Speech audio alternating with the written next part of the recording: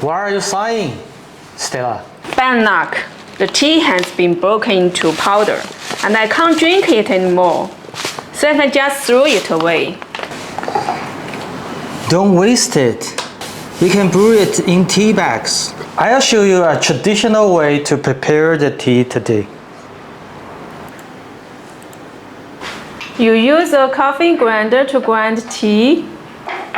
I'll use it to make tea for you. We should be good at making use of any tools. This way is boiling tea.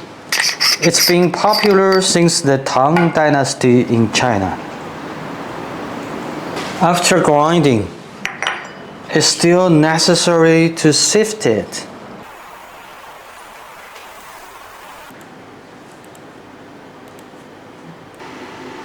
But nowadays, no one will grind the tea into tea powder before brewing it.